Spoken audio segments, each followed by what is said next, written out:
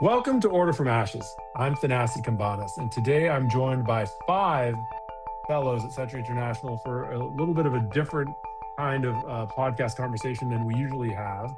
The end of the Iran-U.S. war, possibly, question mark, occurred earlier this week with a memorandum of understanding signed between Iran and the United States. We have seen leaked versions of the text that are not authoritative, so we don't exactly know what the deal is. And I wanted to borrow the expertise of my colleagues here at Century International to ask them to weigh in on what we make of what we know so far about this MOU, this resolution, and really the question, the long-term forward-facing question I want to ask them. So it's less like what do we know today and what will we know tomorrow, and more given how we have paused or ended or transitioned this war to a different state.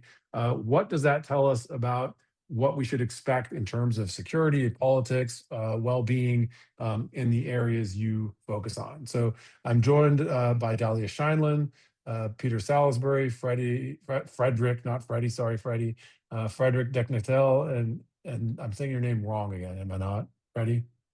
No, that's right, Deknatel. Okay, Frederick Deknatel, whose name I embarrassingly mispronounced on an earlier podcast, Sam Heller, and Rohan Advani. So thanks everyone for taking the time. We're going to be with you for about 40 minutes and just sort of churn through what are the top line fears, questions, suspicions we have of this development. And I'm going to start with you, Peter, especially because the work you've been doing recently really does kind of score our ability to read this news with a jaundiced eye, given what you've revealed to us about how uncontrollable the proliferation of conflict and flows of power are in the theaters in which Israel, Iran, and the United States have been fighting. Peter, unmute yourself and share your thoughts with our listeners. Yeah. So I think the first thought I have is less to do with my current work and more my long-standing frustration as a former international crisis group conflict analyst and someone who actually teaches a course on international conflict resolution, about the fact that we abuse and misuse the words ceasefire and peace deal. And I say that because for the past however many months, we've been calling it a truce, which is an informal agreement between actors not to shoot at each other, a ceasefire. And a ceasefire is a formal agreement that delineates the terms of a cessation of hostilities. And now we're calling what is very clearly a tactical interim deal that will move us towards talks between Iran and the United States over a permanent settlement to resolve their various differences. We're calling it a peace deal, right? So what's been agreed in the last few days is a ceasefire deal in some ways. It's got some of the elements we're interested in, but it's an interim deal. But what we see reported is either peace in our time or this is a terrible deal or so on and so forth. But, you know, the cliche, if I was still a journalist, would be to say the hard work starts here. And if we look back at the series of events of the last several years, what have we learned? It's in these moments of negotiation, and we are still very much in a process of negotiation rather than implementation of a deal. Everything seems to be on the table from the framework that's been put out there. We're in this process of negotiations, and I think the risks of a return to conflict, of a breakdown in the deal, are really high. And the one silver lining, and you're going to love this, Thanasi, is that if any American administration and president can kind of ram this thing through, whether it's good or bad, it's going to be this very weird Trump administration. Yeah, I mean, I guess this is a question for you, but for everybody. To me, this MOU, this memorandum of understanding, which, as far as I know, means actually that it's nothing, right? It's not a legally binding. It's not a treaty. It's not an international document with binding enforceable provisions. It kind of enshrines in standard practice something that we've tracked for a long time as the reality, which is low grade conflict that doesn't fully end or it neither fully ends nor does it fully rise to the level of total war like we saw a few months ago between the US and Iran, and that seems to be a new normal, that like states big and small and medium, wealthy and poor, are willing to tolerate unresolved. These conflicts aren't frozen, and they're not full blown. And that seems to be okay, certainly with governments like Israel's and Iran's over a long period of time. But now a widening club of states, including the United States, are like, okay, like we'll take that world. Do you want to pick up, Dahlia? Because I know you also have to leave our conversation early, and I'd love to hear what you have to say. This is Dahlia Scheinlin. Yeah, well, I would say I go back to something that I said or that I wrote a few weeks ago when I saw that the emerging outlines of what might become one day some sort of a final deal were, sorry about that. um, when we could see the outlines of the emerging deal, but we weren't sure exactly, we're not sure what they are. They might still change, even as Trump said today, that the drafts of the MOU that's been leaked are not final. But what I wrote back then is, the JCPOA in 2015 had a lot of advantages over this one, but the main advantage is that it was an agreement, right? As Peter very accurately said, this is an MOU, and the most I could possibly find after scouring everything that's been leaked about it and the full 14-point draft, which may still change, we don't know. The only thing it says about Iran's nuclear program, which is really the heart of it, that's what I'm looking for, like everybody in the region, is that will be discussed at a future time. And it really is limited. Even the one sentence that exists is limited to the question of the enriched uranium. What about future levels of enrichment? What about centrifuges? What about everything else? What about the ballistic missiles? What about the proxies? None of that seems to be under discussion. And it's not a deal about the nuclear issue yet. It's barely, as Peter pointed out, ceasefire, which addresses a problem that, of course, was created by the war, the Strait of Hormuz. And the last thing I would say about that is that, I wish that Trump would learn from the region, from the experience of Israel and the Palestinians. Some of that experience has happened under Trump's watch himself. And that is that when you create deals that are ambiguous, once upon a time they used to call it constructive ambiguity. I think we should all admit for decades now that it is destructive ambiguity. When they are phased, conditional, and vague like that, they probably won't work. They won't get to the next phase. We also know a lot about talking for the sake of talking, which, talking about talking in the future.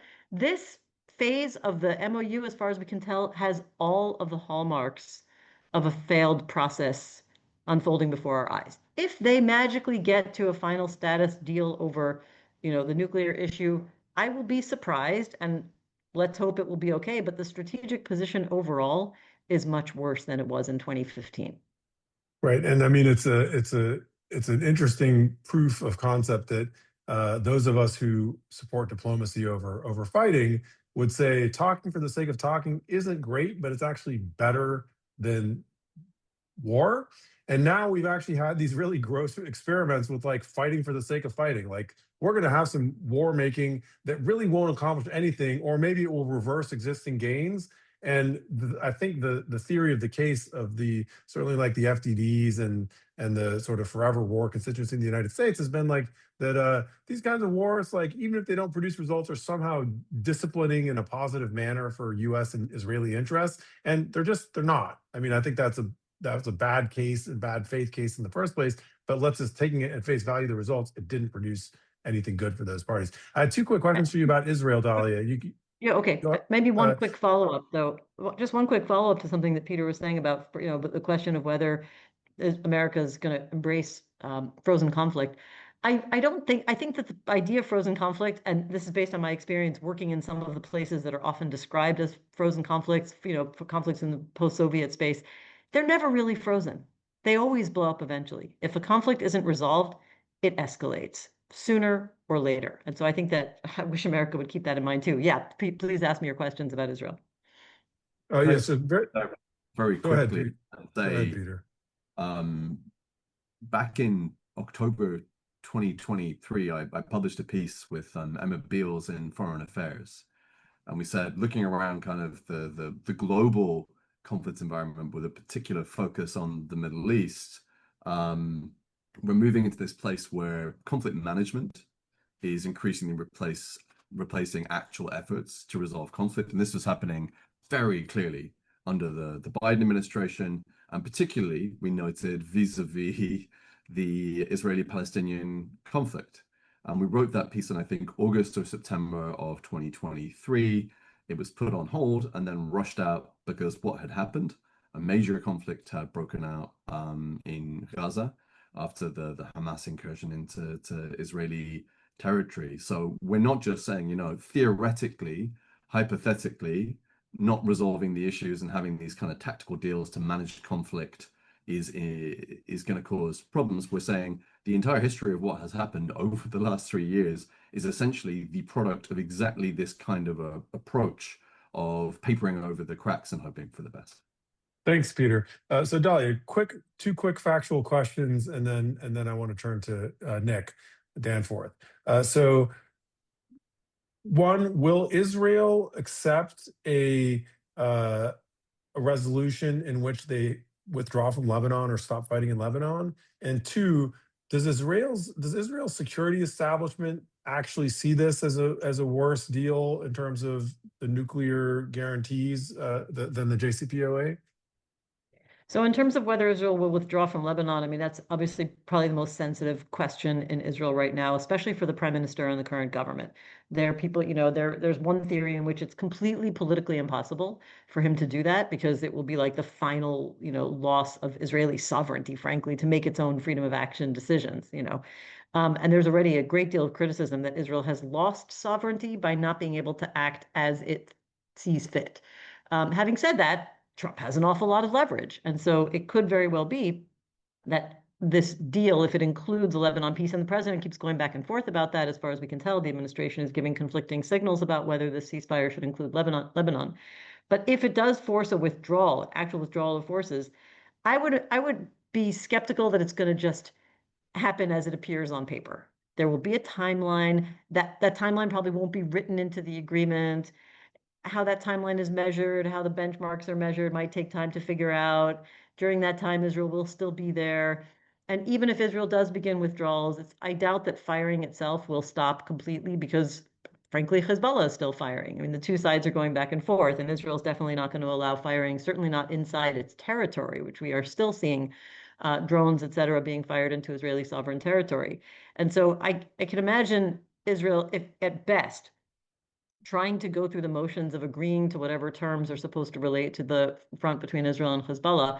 But in practice, we've seen that, again, you know, Peter pointed out the terms are changing their meaning. When we talk about ceasefires in the Middle East right now, most of the time we talk about ongoing fire. And I imagine there will be some version of that in the front with Lebanon.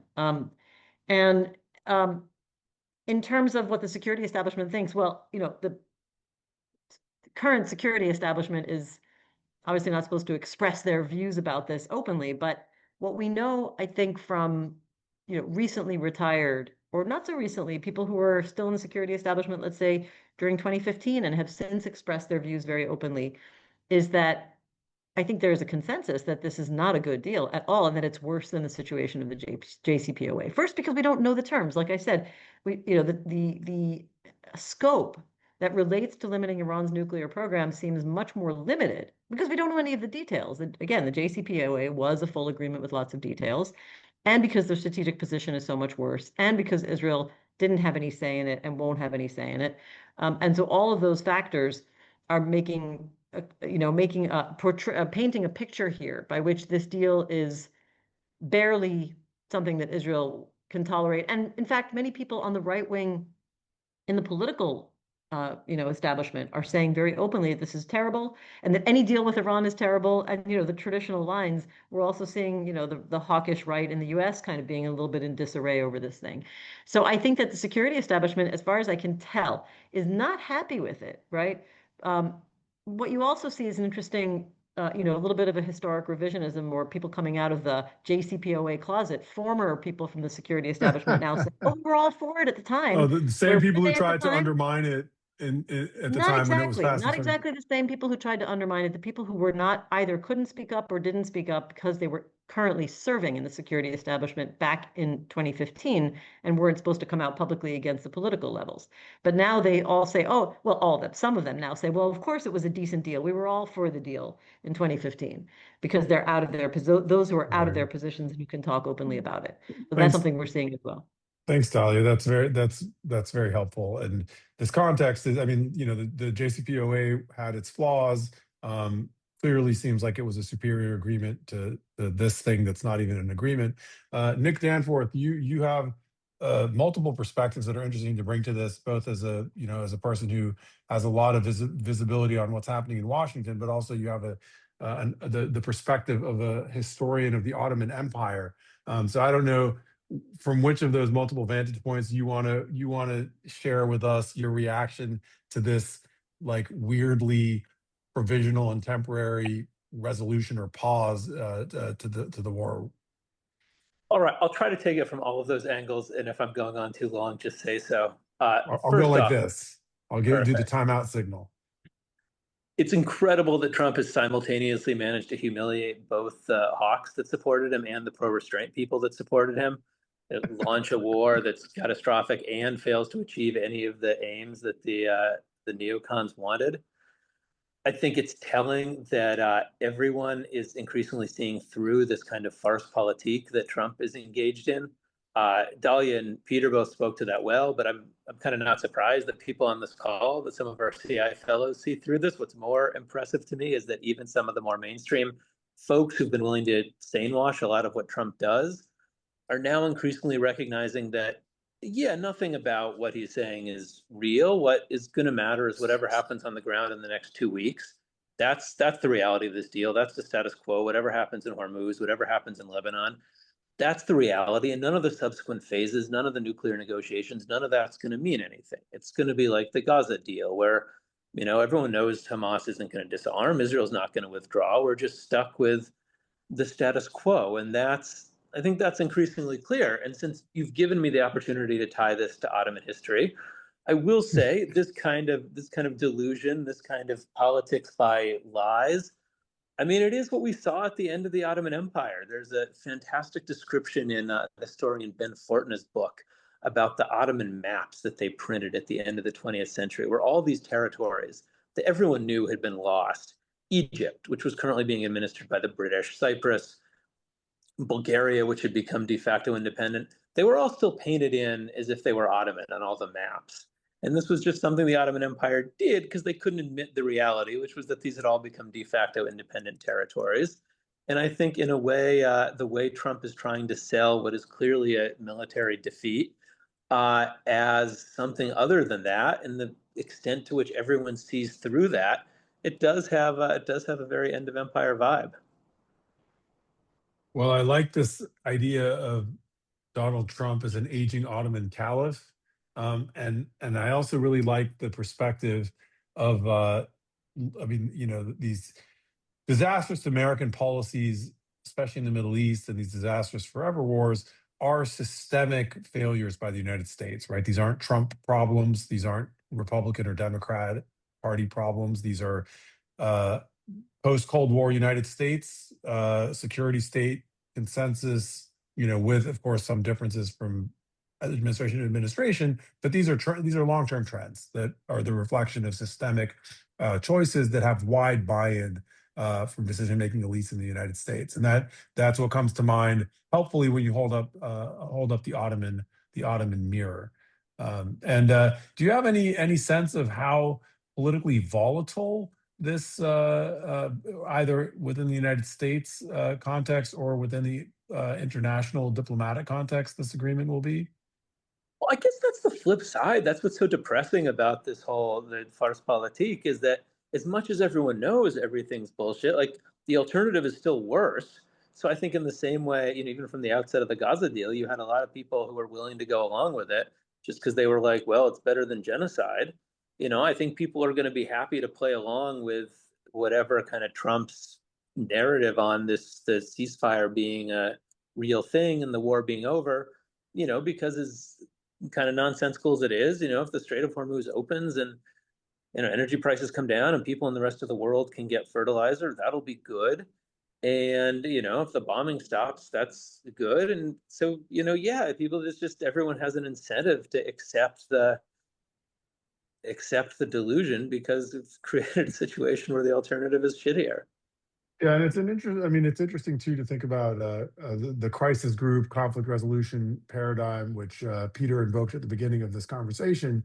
I just listened earlier today to very smart conversation on crisis groups podcast between their director and Ali Vaez, and my takeaway from what he said was that like this is it's like totally messy and messed up, but it's like it's better than the war continuing, right? So like in a paradigm of like de-escalation is better than escalation, a crappy precarious resolution that creates new systemic risks is still better than just war continuing, which I think is probably right. I find it very unsatisfying, right? I mean, I think we if we look for clarity and predictability in international relations and especially in wars, a clearly resolved war is better than a unclearly resolved war, although not for everyone, not for every stakeholder. So I think I'm going to shift, if you guys don't mind this order, to Freddie, then Rohan, then Sam, because I want to go kind of to the Gulf and to the economic angle, and then end with how things look on the most, I guess, high risk vantage point from a conflict perspective, which is Lebanon. And just so our listeners know, Peter Salisbury and Dahlia Scheindlin are going to be exiting this conversation early. So at some point they might jump in and say goodbye, or they might just disappear with a beep. But Freddie, you've written about how this war calls into question whether whether the Gulf's model of being a sanctuary for dirty money and however you want to put it more neutrally. Uh, how how is this resolution working out for the Gulf, and how is the end of or the pause in this war going to do for this region of the world that has been making so much money and has really accrued a lot of influence over the last few decades? Well, I think just to echo what others have said, I mean, it isn't a resolution yet. It is a pause for now. I think the best we can describe this MOU as is a sort of extension of the already shaky ceasefire. And until we know more, and even when we know more, I think we're right to be skeptical that anything Trump's saying is not just, whatever he wants to say at that moment to win the news cycle or to juice the markets, because that's the way he's handled the war from the beginning. I think for the Gulf, that their major risk and the damage that's already been done is that even if the threat from Iranian missiles and drones for now has stopped, the wave of attacks that marked the first few weeks in March, and especially the attacks on energy infrastructure, but also on high-rise apartment buildings in Dubai, it's done this lasting damage to the Gulf in a way that the rulers will not acknowledge. But you see between expat workers leaving, tourism figures dropping, the oil infrastructure or gas infrastructure, especially in a country like Qatar, that its LNG exports have basically stopped because of Hormuz and also because of the damage to their facilities. That you have a whole region that was not just built on oil and gas exports, but was also had built up this brand of being this, supposedly island of stability in the region. And the war shattered that. And I don't think it's going to be easy for the Gulf, whether it's the UAE or whether it's Saudi Arabia even, or other states in the region, to rebuild that brand. I think once you have images of and people who have lived through missile and drone strikes, or falling debris from interceptors, which is what the authorities in the region are always quick to point out when there were videos of something burning in the sky. It was not a missile or a drone, it was an interceptor. And in many cases maybe it was, but in other times I think it was clearly they were trying to undersell what was happening. And I think that it's very telling how much of this information war Gulf authorities have tried to control. So people, they're basically criminalizing sharing images or videos or any information of Iranian missile and drone attacks in March and April up until the ceasefire took hold. And I think in many cases that's par for the course in the Gulf.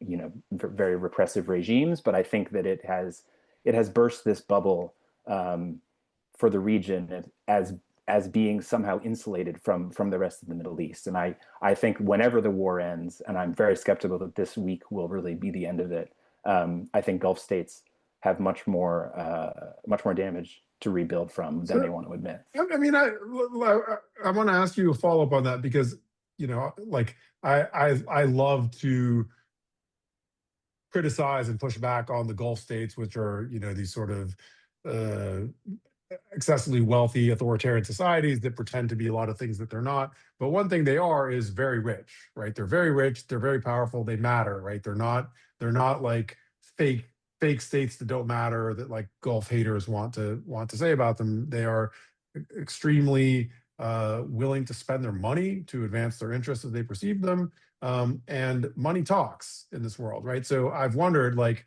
when the fictive sort of bullshit narrative around the Gulf states as this place that's disconnected from the real world they live in evaporates, won't they still just be rich and powerful and people will come and work there? Like, are Indian engineers and Lebanese business people and British middle managers who can't get a job at home, aren't they going to still keep working in the Gulf states, even now that they know that, like, sometimes the mall gets bombed?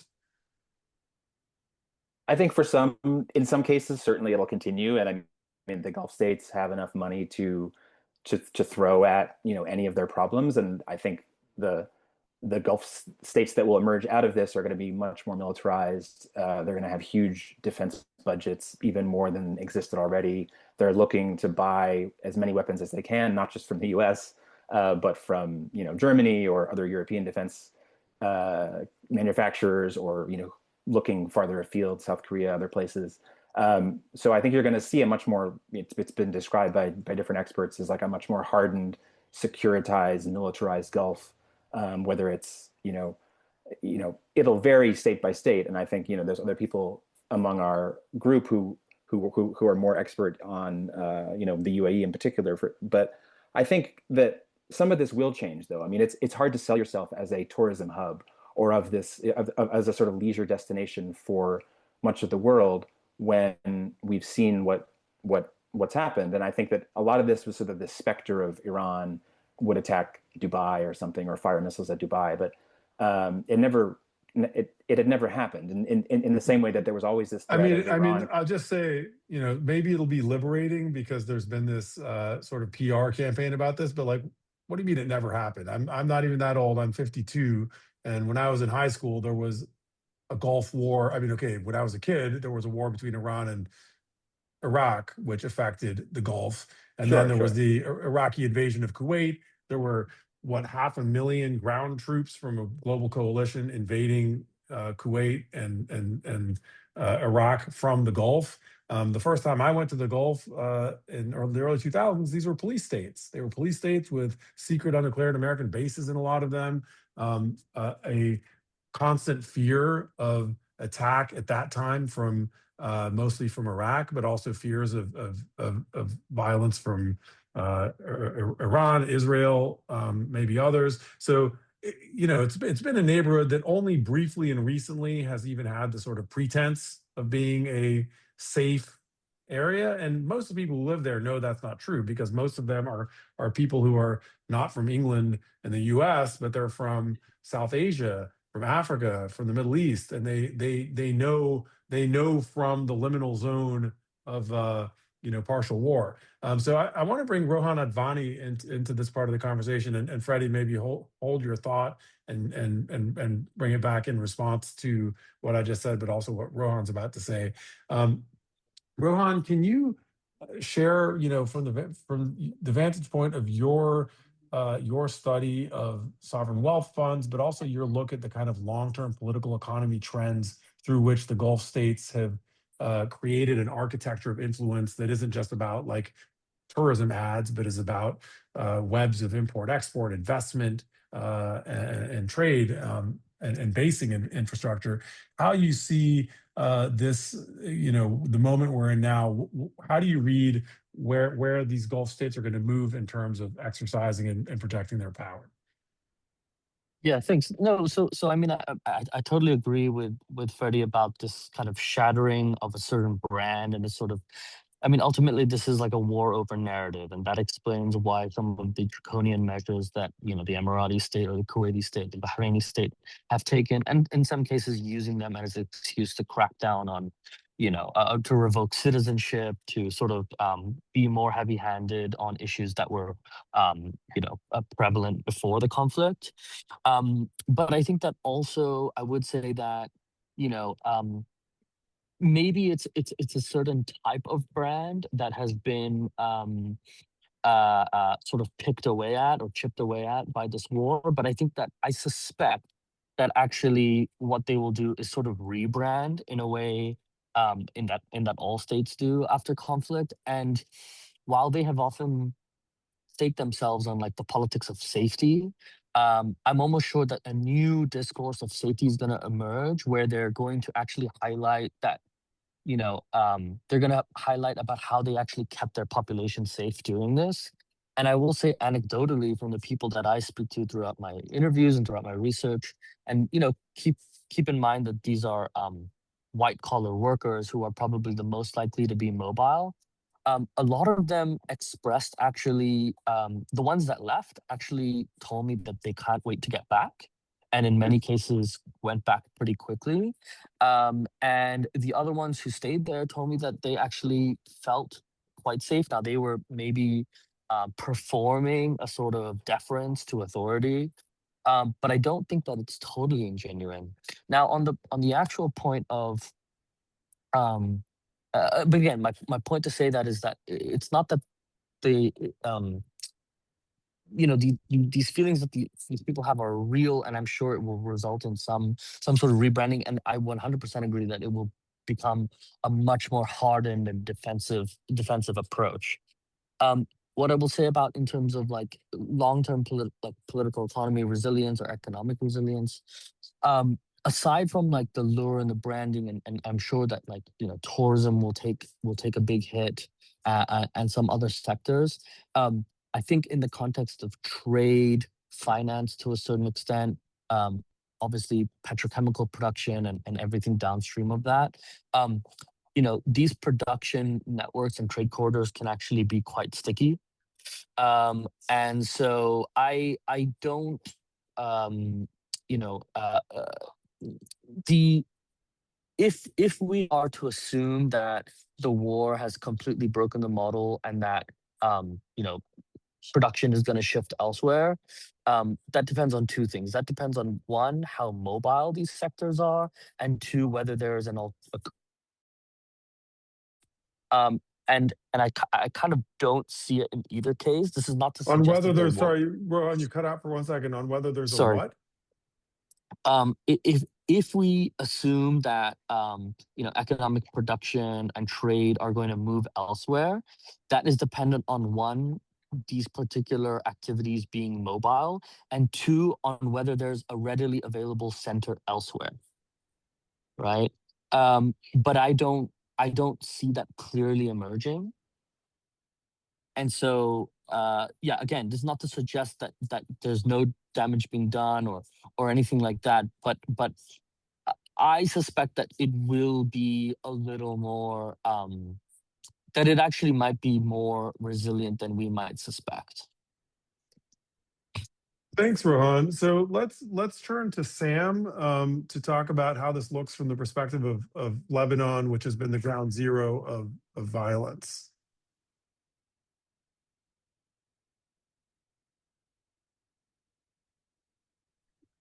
Hi. Yeah, I mean, so I'm waiting for the text of the MOU to come out. I mean, we've seen kind of mixed reports about whether some of the like the published or leaked texts are actually indicative of the final terms. Yeah, because I want to see how Lebanon figures into this. Um, Both, for a like a personal reason, as somebody who lives in and cares about Lebanon, um, But then also, yes, I mean, just because, as I think many people have pointed out, then Lebanon seems like it is the most likely point of failure for this like emerging uh, region-wide agreement. I think that so early in this conflict, um, after kind of Hezbollah entered on, I guess, March 2nd.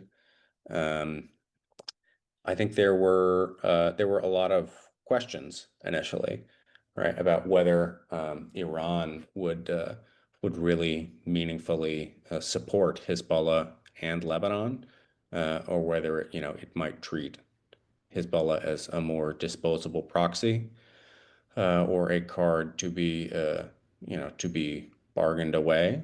But to date, I mean, it seems like that the Iranians have lent kind of meaningful political military support to Hezbollah and to Lebanon. The Iranians seem like they have stuck their neck out for Lebanon. Not only kind of intervening militarily, by attacking Israel after Israel last bombed, or after Israel bombed Beirut, but then also on Iran's insistence on Lebanon's inclusion in any negotiated agreement. And that's a point on which it seems they have been consistent. I mean, that said, I think that even if I mean, there's still kind of lingering questions about the kind of how Lebanon will feature in this in any agreement, and about the limits of Iranian commitment, right? Like whether Iran is willing to put its foot down just for kind of the Beirut area, right? If Israel strikes there, or if they are really going to kind of insist on a ceasefire for the whole of Lebanon. Certainly if the ceasefire is, if you have a ceasefire that is kind of geographically delimited, right? That maybe covers Beirut, but then not the south, then it's a ceasefire that is necessarily unstable, right? And And that we will and kind of lead to escalation. and we have a lot of examples in recent history of this kind of uh, sliced up sovereignty, zones of influence that are kind of precarious, but between different countries. This is Although super. I just want to say, I mean, I know that there's been a lot of talk about, kind of a possible ceasefire here, right? And about, the kind of real content, the, substance of this agreement. Uh, I don't know if I would assume that, that we're likely to see a like a non-ceasefire, kind of persistent violence in Lebanon in particular, if only because, I'm not sure if that's something that Iran is prepared to tolerate. I mean, I guess that may be something that that Israel will test and that we'll find out. I think these things will be tested and we will find out. This has been very interesting. I want to end by giving everyone who's still here, which is 5 of you, like 30 seconds for a final thought, and then we'll wrap up. Nick Danforth had to go, but we've still got Peter Salisbury, Dahlia Scheinlin, Frederick Dicknatell, Rohan Advani, and Sam Heller on the pod. In that order, you guys want to just give a closing thought? It can be a question about the future or just your sort of top line after this conversation, as we end this episode of Order from Ashes. Peter? Sure. I mean, the top line is none of us are going to be out of work anytime soon. I hope sincerely that we can move towards a new security architecture for the region that is inclusive not just of states, but for all peoples and balances all equities. I don't think that these are the guys who are going to produce that kind of settlement. And I think that we're in for a bumpy road ahead, particularly in the context of places like Lebanon.